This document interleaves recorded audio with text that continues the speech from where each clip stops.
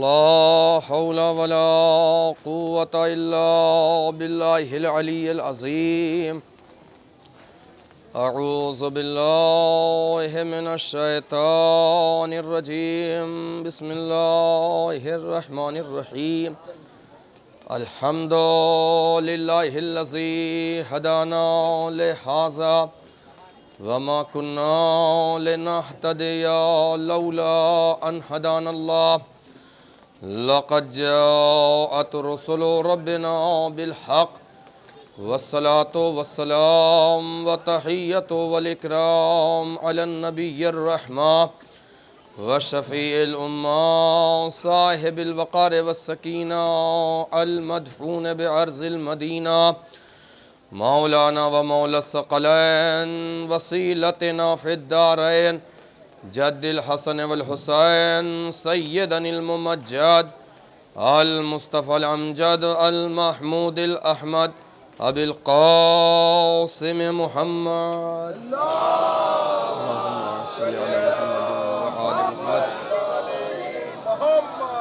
وآله الطيبين الطاهرين المعصومين المظلومين ولعنة الله على أعدائهم وغاصب حقوقهم ومنكر فضائلهم أجمعين من يومنا هذا إلى قيام يوم الدين الذين أذهب الله عنهم الرجس وطهرهم تطهيرا. اللهم صل على محمد وآل محمد. أما بعد فقد تبارك الله تعالى في كتابه المبين وهو أصدق الصادقين وقوله الحق. بسم الله الرحمن الرحيم. ولا تحسبن الذين قتلوا في سبيل الله أمواتا بل أحياء عند ربهم يرزقون. صلوات پڑھ محمد اور آل محمد.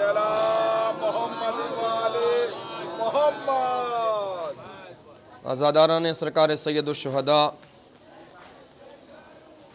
آپ کی خدمت میں امام سجاد علیہ السلام کی شہادت کی تعزیت و تسلیت عرض کرتے ہیں، اور اسی کے ساتھ ساتھ ایک دو گزارش بھی آپ کی خدمت میں ہے. پہلی درخواست تو یہ ہے کہ جب یہاں سے جلوس برآمد ہو تو چونکہ حالات کو پیش نظر رکھتے ہوئے ہمیں کوئی ایسا کام نہیں کرنا ہے کہ جس سے ہماری اعضاء کے اوپر کوئی حرف آئے. لہٰذا جتنے لوگوں کا پرمیشن ہے، تابوت جب یہاں سے برآمد ہوگا تو 20 سے زیادہ لوگ تابوت کے ساتھ نہیں جائیں گے. اور خواتین سے بھی درخواست یہ ہے کہ وہ بھی تابوت کے پیچھے تشریف نہ لے جائیں، اور انجمن ہائے ماتمی سے بھی گزارش ہے کہ وہ یہیں کے اوپر نوحہ خوانی کریں، اس لیے کہ ہم کبھی بھی کوئی ایسا قدم ہماری طرف سے نہ ہو کہ جو ہمارے اعضاء کے اوپر کوئی اثر انداز بات ہو. لہٰذا جلوس کے ساتھ پھر ایک بار گزارش یہ کرتے ہیں کہ جب تابوت یہاں سے برآمد ہو تو جتنے حضرات ہیں وہ یہیں کے اوپر نوحہ خوانی اور ماتم میں شرکت کریں گے. صرف 20 آدمی تابوت کے ساتھ، اور ہماری خواتین اور بچے بھی تابوت کے پیچھے نہیں جائیں گے. ایک درود پڑھ دیں محمد اور آل محمد پر.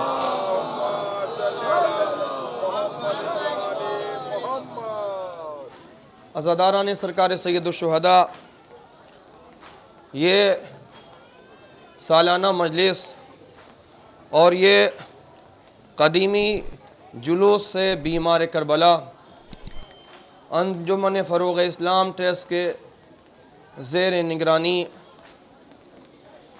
سالہ سال سے برآمد ہوتا رہا، لیکن اب چونکہ کووڈ-19 کا زمانہ چل رہا ہے، لہٰذا جس عظیم الشان انداز سے یہ جلوس نکلتا تھا، حالات کو دیکھتے ہوئے یقیناً اس انداز سے جلوس تو بہرحال، لیکن انشاءاللہ جب حالات بہتر ہوں گے تو یہ جلوس انشاءاللہ اپنی شان و شوکت کے ساتھ جس طریقے سے نکلتا رہا ہے اور اسی طریقے سے نکلتا رہے گا۔ اللہم صلی علی محمد و آل محمد۔ اور ہم اللہ کی بارگاہ میں دعا کرتے ہیں کہ خداوند عالم انجمن فروغ ٹرسٹ اسلام کے توفیقات میں اضافہ فرمائے اور ان کی خدمتوں کو شرف قبولیت عطا فرمائے۔ ظاہر ہے کہ انجمن ایک عرصہ دراز سے خدمت مکتب اہل بیت میں مصروف ہے اور یہ لائق تحسین ہے، اور ہم اور آپ کیا بلکہ یہ جس کے مکتب کی خدمت کرتے ہیں وہی اس کا اجر اور اس کا صلہ دینے والے ہیں۔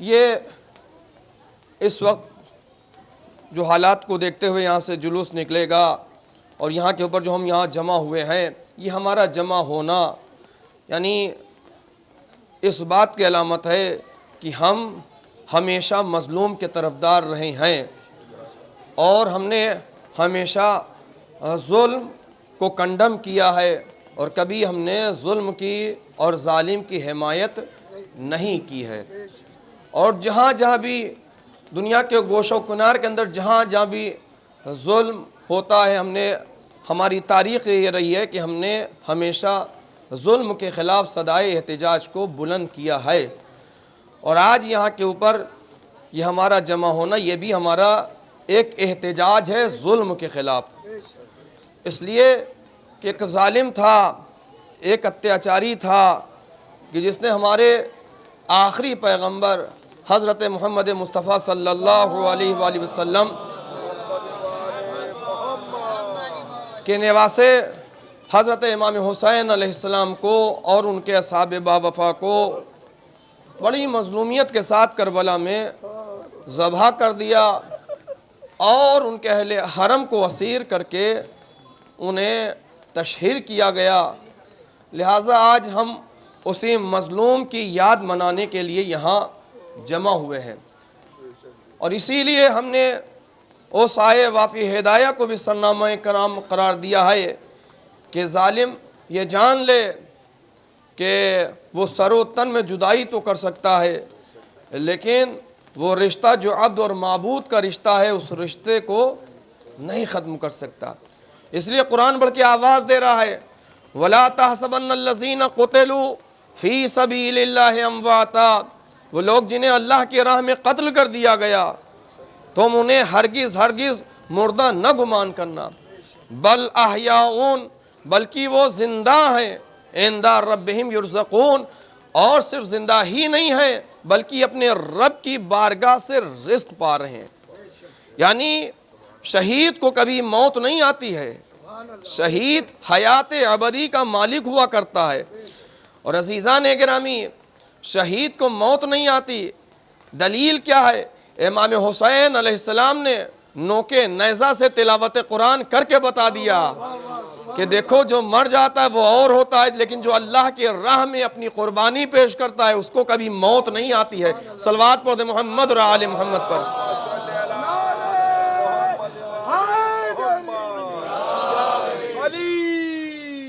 تو عزیزان گرامی شہید حیات ابدی کا مالک ہوا کرتا ہے، اور آج ہم جس امام کا تذکرہ کرنے کے لیے یہاں کے اوپر جمع ہوئے ہیں، یعنی جن کا نام نامی حضرت علی ابن الحسین،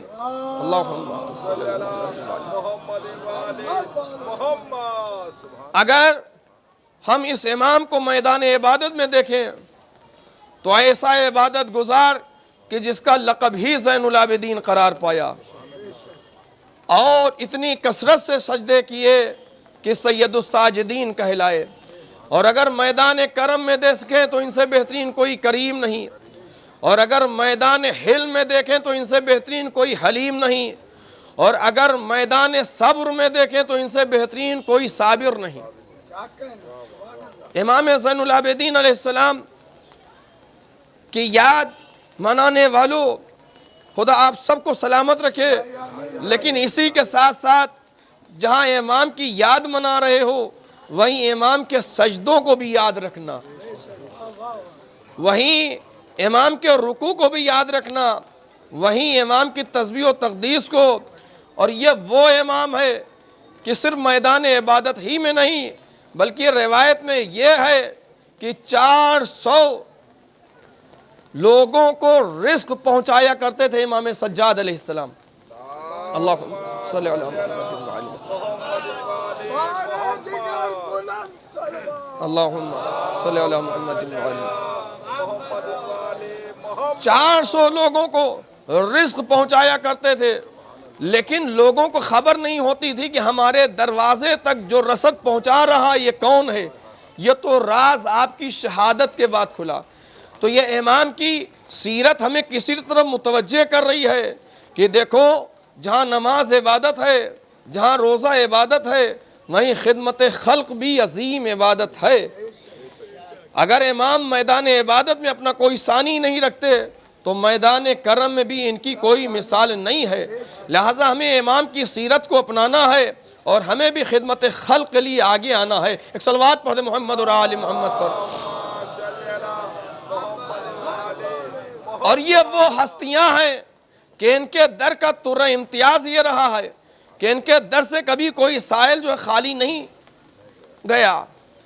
ہمارے اور آپ کے چوتھے امام، امام زین العابدین علیہ السلام، اللہم صلی اللہ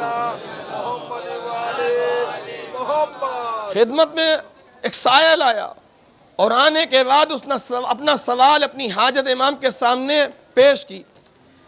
امام نے اس کے سوال کو سنا، اس کی حاجت کو سنا۔ امام نے کہا یقیناً کسی کی حاجت کو پورا کرنا بہترین عبادت ہے، عظیم عبادت ہے، لیکن اس وقت میں تیرے سوال کو پورا نہیں کر سکتا۔ عزیزان گرامی، جیسے ہی امام معصوم نے یہ کہا یہ اٹھ کے جانے لگا، لیکن جاتے جاتے اس کے ذہن میں خیال آیا کہ یہ تو وہ ہستیاں ہیں کہ جو صاحب اختیار ہیں، یہ قدرت رکھتے ہیں، اگر یہ اشارہ کریں تو زمین اپنے خزانوں کو ظاہر کر دے، یہ تو مردے کو زندہ کر دیا کرتے ہیں، اور یہ وہ ہستیاں ہیں کہ جن کے جد کے اشارے سے سورج پلٹتا ہوا نظر آیا، جن کے دروازے کے اوپر ستارہ سجدہ ریزی کرتا ہوا نظر آیا، جن کے جد کی ٹھوکر سے مردہ زندہ ہو گیا۔ تو یہ صاحب اختیار ہیں، صاحب قدرت ہیں۔ پھر امام نے یہ کیوں کہا کہ میں تیری حاجت کو نہیں پورا کر سکتا؟ واپس امام کی بارگاہ میں آیا اور آنے کے بعد کہتا ہے فرزند رسول، آپ صاحب اختیار ہیں، آپ قدرت رکھتے ہیں، اللہ نے آپ کو عزت دی ہے، امام قدرت رکھنے کے باوجود بھی آپ نے یہ کہا کہ ایسا ہے کہ ہم تیرے سوال کو پورا نہیں کر سکتے۔ جیسے ہی یہ کہا تو کبھی کبھی کیا ہوتا ہے کہ عصمت کے کرم کا جو ہے دریا جو ہے معجزن ہو جاتا ہے۔ اس نے جیسے ہی یہ کہا، امام نے اپنے غلام سے کہا کہ جاؤ میرے روزہ افطار کرنے کے لیے جو غذا رکھی ہوئی وہ لے کے آ جاؤ۔ یہ کون کہہ رہا ہے؟ چوتھا امام کہہ رہے ہیں کہ میرے روزہ افطار کرنے کے لیے جو غذا رکھی ہوئی اسے لے کے آ جاؤ۔ حالانکہ وہ رمضان کا زمانہ نہیں تھا، لیکن یہ اہل بیت اطہار المسلم عام دنوں کے اندر بھی روزہ رکھتے تھے۔ تو امام نے کہا جاؤ روزے کے لیے جو رکھا ہوا ہے سامان وہ لے کے آ جاؤ۔ اب وہ امام کا غلام سوکھی روٹیاں لے کے آیا اور وہ 2 روٹیاں امام سجاد علیہ السلام کی خدمت میں پیش کی۔ امام نے دست عصمت کے اوپر وہ روٹی لیں اور لینے کے بعد اس سائل کو دے دی، کہا جا انشاءاللہ خداوند عالم اس میں تجھے برکت عطا کرے گا۔ اب عزیزو، یہ جب روٹیوں کو لے کے آیا تو اس نے سوچا کہ ایسا کہ یہ 2 روٹیاں تو ہمارے فیملی کے لیے بھی کافی نہیں ہیں، لہٰذا یہ روٹیوں کو لے کے بازار میں پہنچا تو وہاں کے اوپر ایک مچھلی بیچنے والا تھا، ساری مچھلیاں اس کی ختم ہو چکی تھی، ایک مچھلی تھی۔ تو اس نے کہا کہ ایسا ہے کہ روٹی کے عوض تو ہم سے مچھلی لے لو، یہ روٹی ہمیں دے دو۔ اس نے وہ مچھلی لی اور مچھلی لے کے آگے بڑھا. ابھی آگے بڑھا تھا کہ اس نے دیکھا کہ ایک شخص جو نمک بیچ رہا تھا وہ اپنے کام سے فارغ ہو کے جا رہا تھا کہ ایک مرتبہ اس نے کہا کہ بھائی ایسا ہے کہ ہمیں روٹی دے دو اور اس کے عوض تم نمک لے لو. اب یہ دونوں روٹیاں اس نے دے دیں اور یہ مچھلی اور نمک لے کے آیا. دیکھیے یہ ہے صاحب اختیار, یہ ہے صاحب قدرت.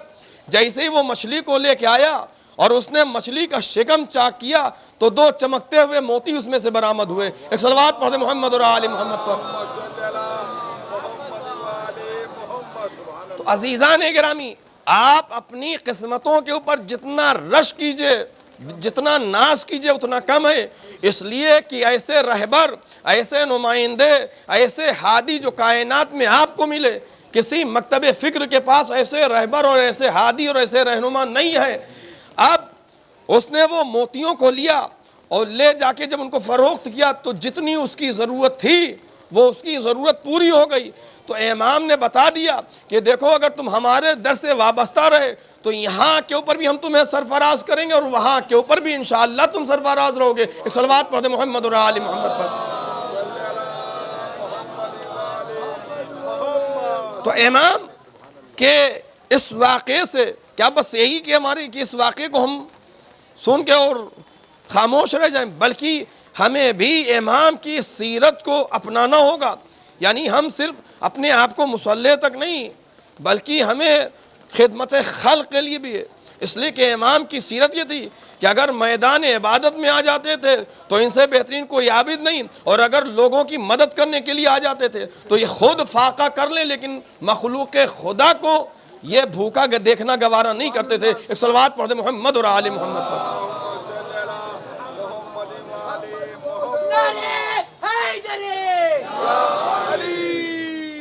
یہی امام معصوم آپ نے فرمایا کہ 3 چیزیں ایسی ہیں کہ جو اللہ کو بہت زیادہ محبوب ہیں.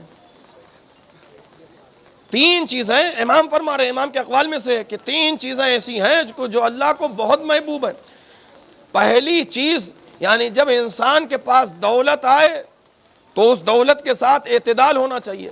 کبھی کبھی ایسا ہوتا ہے کہ جب انسان کے پاس دولت آ جاتی ہے تو انسان جو ہے وقت کا قارون بن جاتا ہے, لیکن پروردگار کبھی دولت کو لے کے امتحان لیتا ہے اور کبھی دولت کو دے کے امتحان لیتا ہے کہ اس دولت کے ملنے کے بعد تمہارے یہاں کتنا تقرب الہی حاصل کرنے کا جذبہ پیدا ہوا ہے. ایک صلوات پڑھ دیں محمد اور آل محمد پر.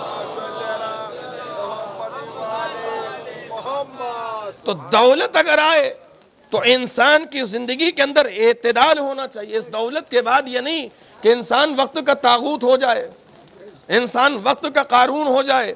اس لیے کہ یہ دولت جو ہے پروردگار نے دی ہے اور اس دولت کے ذریعے سے وہ ہمارا امتحان بھی لے رہا ہے. لہٰذا کمال یہ ہے کہ یہ دولت وہاں کی جہاں اللہ کی رضا اور اللہ کی خوشنودی ہو. اسی لیے عزیزان گرامی آپ دیکھیے کہ مولا امیر المومنین حضرت علی ابن ابی طالب علیہ السلام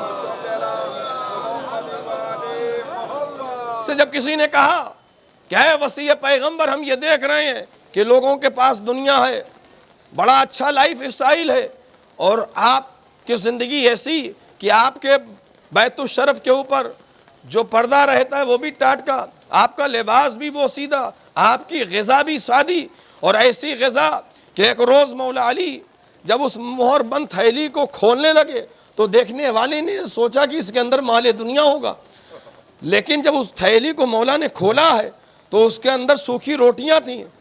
سوال کرنے والے نے سوال کیا, اے خلیفۃ المسلمین, جب یہ سوکھی روٹیاں تھیں تو ان کو پیک کرنے کی ضرورت کیا تھی؟ مولا نے کہا اس لیے پیک کی کہ تاکہ ہمارے بیٹے اس کے اندر روغن نہ لگا دیں اور ملک یمن کے اندر کوئی بھوکا رہ جائے. یعنی مولا نے بتایا کہ دیکھو ایک قائد کو, ایک رہبر کو, ایک ذمہ دار کو کیسا ہونا چاہیے کہ یہ نہیں کہ اگر تمہارے پاس پاور آ گیا ہے تو اس پاور کا تم بے جا استعمال کرو, بلکہ یہ پاور اللہ نے تمہیں دیا ہے تاکہ تم لوگوں کی خدمت کر سکو. ایک صلوات پڑھ دیں محمد اور آل محمد.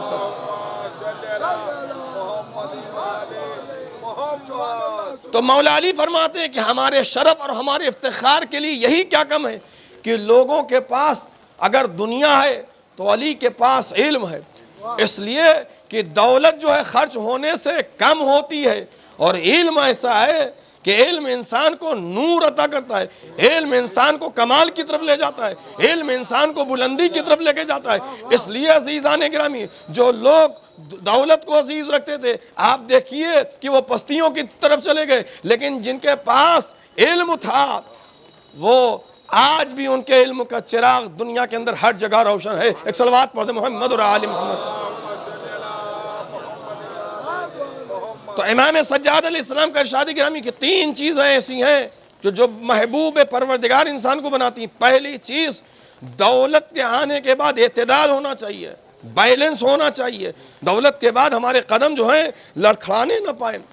اور دوسری چیز وہ امام فرماتے ہیں کہ ایسا ہے کہ جب تم کو اللہ نے بھیجا ہے تو تم اللہ کی مخلوق کے اوپر شفقت کرو، اس لیے کہ اللہ کی مخلوق کے اوپر شفقت کرنا، اس کے ساتھ شفقت سے پیش آنا، یہ انسان کو محبوب پروردگار بنا دیتا ہے۔ امام سجاد علیہ السلام کی سیرت عزیزان گرامی، آپ دیکھیے کہ ایسی زندگی کہ اگر خدمت خلق کے لیے تو اپنی مثال نہیں رکھتے، اور میدان صبر میں بھی اپنی مثال نہیں رکھتے، اور میدان عبادت کے اندر امام مسجد الحرام میں محو عبادت ہے، اور مصلی عبادت کے اوپر امام کی کیفیت کچھ اس طریقے سے ہے کہ جب امام کے چاہنے والے نے دیکھا تو آیا، اور آنے کے بعد کہتا فرزند رسول آپ نمائندہ الہی ہیں، اللہ نے آپ کو عصمت کبریٰ دے کے بھیجا ہے،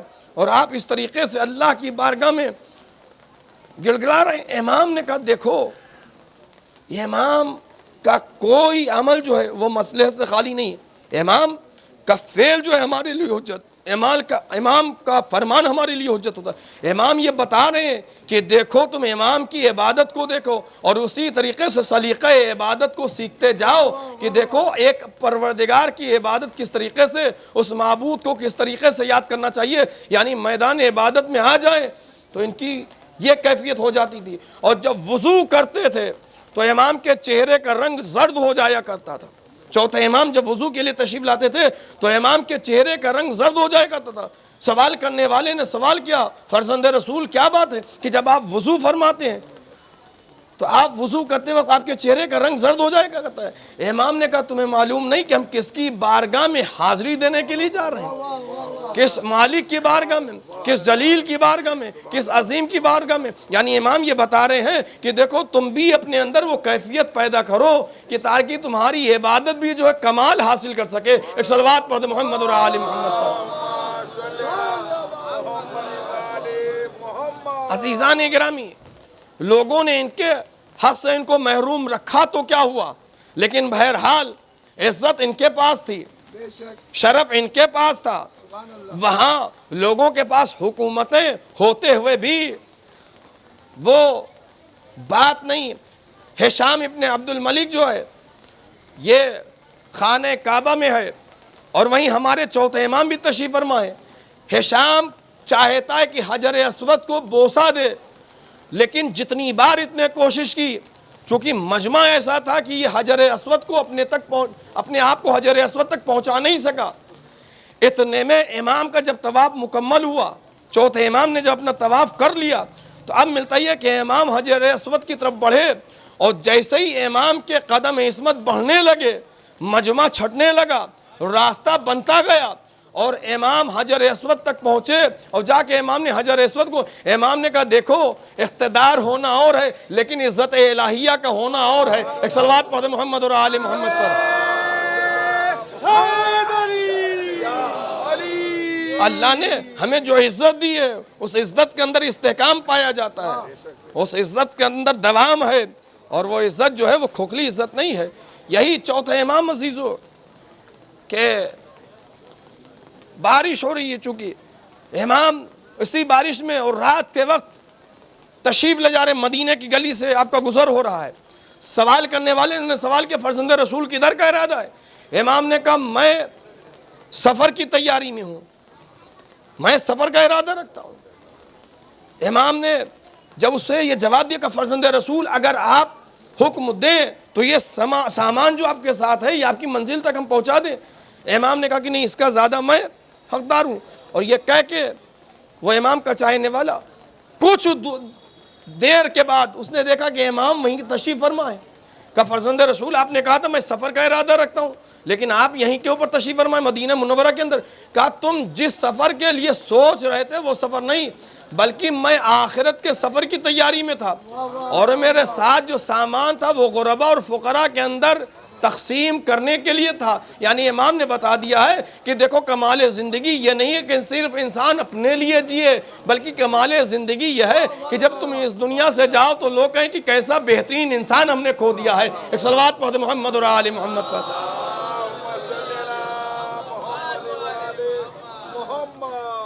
یہی امام معصوم ایک بلخ کا رہنے والا شخص وہ امام کی خدمت میں ہر سال حاضری دیا کرتا تھا. ایک بار اس کی شریک حیات نے کہا کہ ایسا ہے کہ تم فرزند رسول کی خدمت میں جاتے ہو تمہارے امام نے تمہیں کوئی تحفہ نہیں دیا. اس نے اپنی زوجہ کو خاموش کرایا اور یہ جب امام کی خدمت میں پہنچا ہے تو امام اس کا انتظار کر رہے تھے. جیسے یہ پہنچا امام نے اس سے کہا کہ اے میرے محب بہت بہتر وقت سے تم آ گئے ہو, آؤ دسترخوان ہمارا تمہارے لیے حاضر ہے. اب امام نے چاہا کہ اس آنے والے مہمان کے ہاتھ کو دھلائیں. کہا فرزند رسول. اس نے امام کے ہاتھوں سے ظرف لے لیا اور اس کے بعد دست عصمت کے اوپر پانی ڈالنے لگا. جیسے اس نے پانی امام کے دست عصمت کے اوپر ڈالا امام نے کہا دیکھو کیا ہے. اس نے جھک کے دیکھا کہ مولا آپ کے ہاتھ کا دھون ہے. کہا ذرا غور سے دیکھ. اب جو دیکھا تو اسے ہیرے اور جواہرات نظر آئے.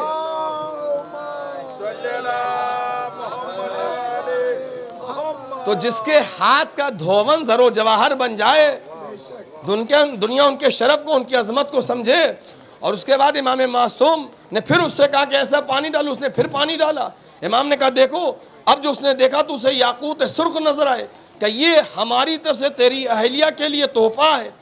اب عزیزان گرامی یہ آیا اور آنے کے بعد اپنی شریک حیات کو امام کی طرف سے وہ ملا ہوا تحفہ پیش کیا. ایک درود پڑھ دے محمد اور آل محمد.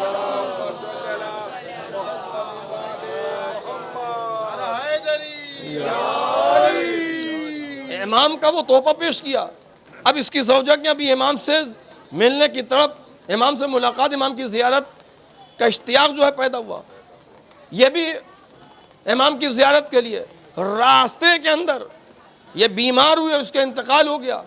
اب یہ امام کا محب امام کی خدمت میں پہنچا اور جیسے یہ امام کو سلام کیا تو امام نے کہا تم نے اپنی شریک حیات کو کہاں چھوڑا. امام نے کہا تمہاری شریک حیات تمہاری زوجہ تمہارے انتظار کر رہی ہے.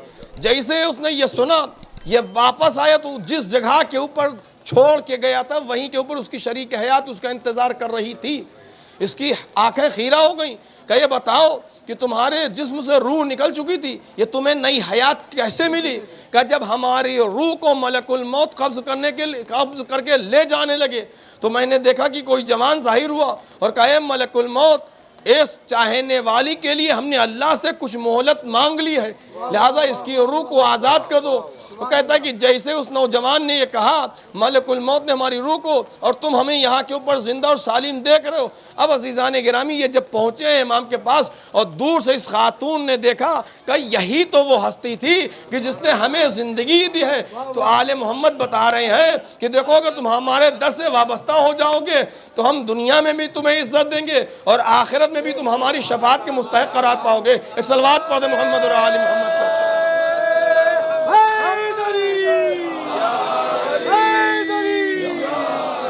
خداوند عالم آپ حضرات کو اپنے حفظ و امان میں کہ اس ماحول کے اندر بھی آپ یہاں کے اوپر مظلوم کی عزا کے لیے جمع ہوئے ہیں. یہ جمع ہونا آپ کا یہ آپ کے جذبہ ایمانی اور اس کے اوپر پہرے بٹھائے گئے اس کے اوپر پابندیاں لگائی گئیں لیکن نہ حکومت بنو عباس اس عزاداری کو روک سکی نہ حکومت بنو امیہ اس عزاداری کو روک سکی. اور حسین کی عزاداری کل بھی تھی حسین کی عزاداری آج بھی ہے اور قیامت تک حسین کی عزاداری ہوتی رہے گی. اس لیے کہ ایک ماں کی تمنا کا نام ہے ایک ماں کی خواہش کا نام ہے.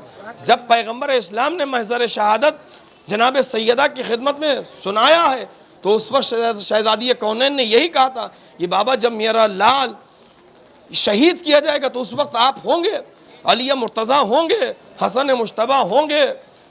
تو پیغمبر نے کہا تھا اے بیٹی نہ اس وقت ہم ہوں گے، نہ علی ہوں گے، نہ تم ہوگی، اور نہ حسن ہوں گے۔ تو شہزادی نے تڑپ کے سوال کیا تھا کہ پھر بابا میرے لال کے اوپر روئے گا کون؟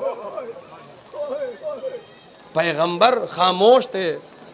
جبریل آئے، کہا اللہ بات تحفہ و درود و سلام کے کہہ رہا ہے کہ آپ اپنی بیٹی سے کہہ دیجئے غم نہ کرے، خدا اس مظلوم کے اوپر رونے والوں کو اور قیامت تک مظلوم کے اوپر وہ روتے رہیں گے۔ اور عزیزو، حسین وہ مظلوم ہے کہ کائنات کی ہر شے نے اس مظلوم کے اوپر ماتم کیا ہے، ہر شے نے حسین کی مظلومیت کے اوپر گریہ کیا ہے۔ اور آج عزیزو ہم اسی لیے یہاں کے اوپر کہ تاکہ ہم ایک ماں کو پرسہ پیش کر سکیں۔ اے صدیقہ طاہرہ، یہ عزادار یہاں کے اوپر آئے ہوئے ہیں پرسہ دینے کے لیے۔ اے زمانے کے امام، اے وارث منتقم خون حسین، ہم غلاموں کا سلام قبول کیجئے۔ اور عزیزو آج اس امام کا ذکر اور اس کا ماتم کرنے کے لیے یہاں کے اوپر آئے ہوئے ہیں کہ جس کی پوری زندگی جو ہے واقع کربلا کے بعد گریہ میں گزری ہے۔ اگر امام سجاد علیہ السلام کی حیات کو آپ دیکھیں، آپ کا جو آغاز امامت ہوا ہے، ایسے مرحلے سے آپ گزرے ہیں کہ جب جلے ہوئے خیمے میں شہزادی زینب آئیں، آپ کی پھوپھی آئیں، اور آنے کے بعد شانہ ہلا کے کہتی میرے لال غش سے چوکو، اور امام نے آنکھ کھولی ہے۔ اور عزیزو اس جملے کے اوپر جتنا گریہ کیا جائے، جب زین العابدین نے آنکھ کھولی ہے تو دیکھا کیا ہے کہ پھوپھی بے ردا ہے۔ جناب زینب کے سر کے اوپر ردا نہیں۔ ایک غیرتدار کے لیے، ایک امام کے لیے کتنی، کیا اس سے بڑھ کے کوئی مصیبت ہو سکتی ہے؟ ہاں عزیزو، اور پھر آگے بڑھیے تو ظلم یہیں کے اوپر نہیں بلکہ چوتھے امام کی کیفیت جب آپ کی پھوپھی زینب نے دیکھی کہ چہرے کا رنگ متغیر ہو رہا ہے، کہا میرے لال یہ پھوپھی کیا عالم دیکھ رہی ہے؟ کہا پھوپھی اماں ان ظالموں نے اپنے کچھ ہائے نجس کو دفنا دیا، ہائے میرا مظلوم بابا زمین کربلا کے اوپر، اور بیٹا موجود ہے لیکن نہ اپنے باپ کو دفنا سکتا نہ کفن دے سکتا۔ اجرکم علی اللہ، خدا کسی غم میں نہ رلائے۔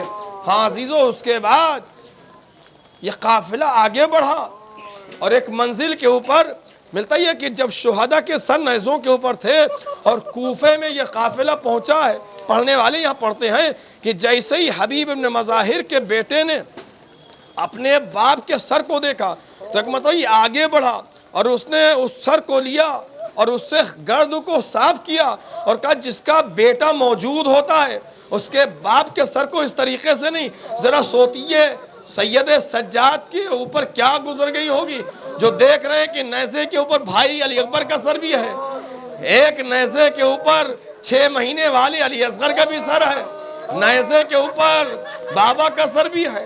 اجرکم علی اللہ، خدا کسی غم میں نہ رولائے سوائے مظلوم کربلا کے۔ اور پھر سب سے زیادہ مصیبت کہ جب شام میں پہنچے اور دربار کے اندر انہیں پیش کیا گیا تو ایک مرتبہ یزید ملعون کہتا ہے کہ ہم چاہتے ہیں کہ تعارف کرایا جائے۔ عزیزو پڑھ دینا آسان ہے لیکن سوچئے کہ جب سید سجاد وہیں کے اوپر موجود ہیں اور ظالم کہہ رہے ہیں ہاذہی زینب، ہاذہی ام لیلہ، ہاذہی ام فروہ، ارے نامحرموں کے درمیان آقا زادیوں کا تعارف، سید سجاد کے اوپر کیا گزر گئی۔ اجرکم ربکم، خدا کسی غم میں نہ رولائے۔ ہاں عزیزو رو لیجئے، اس لیے کہ ایک ماں جو ہے وہ رومال لے کے آ گئی ہے۔ امام زین العابدین علیہ السلام مسلسل 35 سال گریہ کرتے رہے، اگر پانی آتا تھا تو امام گریہ کرتے تھے، یہاں تک کہ روایت میں ہے کہ جب امام کے لیے وضو کے لیے پانی آتا تھا تو امام اس پانی کو دیکھ کے اتنا گریہ کرتے تھے کہ آب مطلق آب مضاف ہو جایا کرتا تھا، اور امام کے لیے جب غذا آتی تھی تو امام اس غذا کو دیکھ کے اتنا گریہ کرتے تھے کہ آپ کے اشکوں سے وہ غذا تر ہو جاتی تھی، اور کربلا کا رک کر کے آواز دیتے تھے، ہائے میرے مظلوم بابا۔ عزیزو، جب سید سجاد کا گزر ہوتا تھا بازار سے تو قصاب گوسفند کے اوپر کپڑا ڈال دیا کرتے تھے تاکہ زین العابدین کی نظر نہ پڑنے پائے، اور اگر کبھی امام کی نظر پڑ جاتی تھی امام اس کو بلا کے پوچھ دریافت کرتے تھے، اے بھائی تو نے اس جانور کو ذبح سے پہلے پانی دیا تھا یا نہیں، دانا دیا تھا یا نہیں؟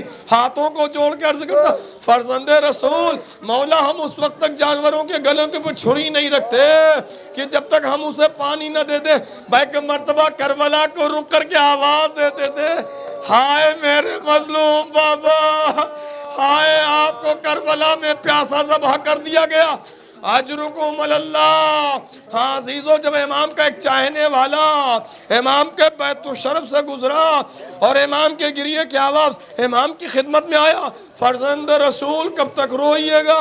امام نے کہا تم نے انصاف سے کام نہ لیا، فراق یوسف میں یعقوب اتنا روئے کہ آنکھیں سفید ہو گئیں، ارے ہم کیوں کر نہ روئیں؟ ایک مرتبہ پھر چاہنے والے نے کہا مولا شہادت آپ کی میراث ہے۔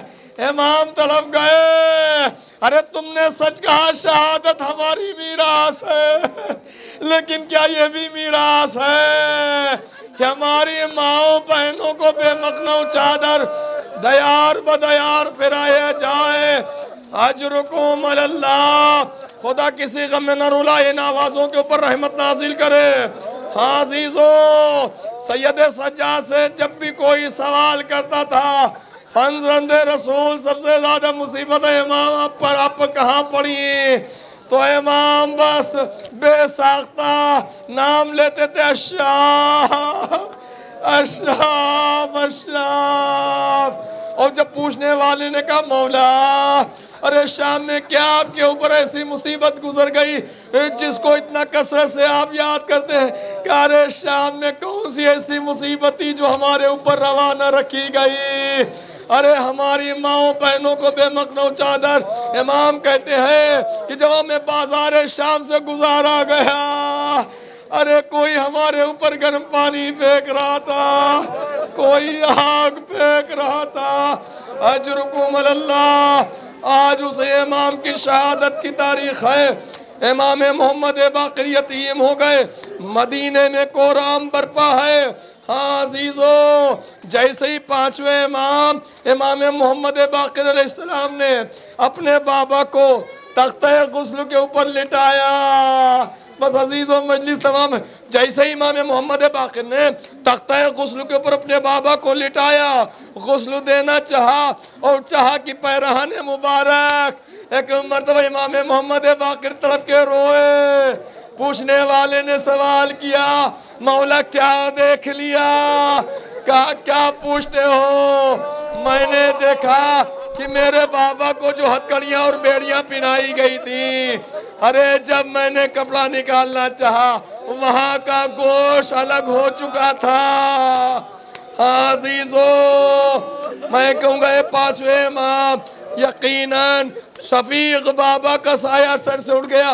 مولا یقیناً آپ یتیم ہو گئے، لیکن اے میرے مولا آپ نے اپنے بابا کو غسل بھی دیا، اپنے بابا کو کفن بھی پہنایا اور جنازہ بھی اٹھا۔ ہاں میرا دل کہتا ہے جب امام محمد باقر باپ کے جنازے کو لے کے پڑھ رہے ہوں گے، ہائے روح سید سجاد تڑپی ہو، عجب نہیں آواز دی ہو، اے میرے مظلوم بابا، ہائے آپ کا لاش اطہر زمین کربلا کے اوپر بے کفن پڑا رہا۔ واہ حسینہ، واہ مظلوم۔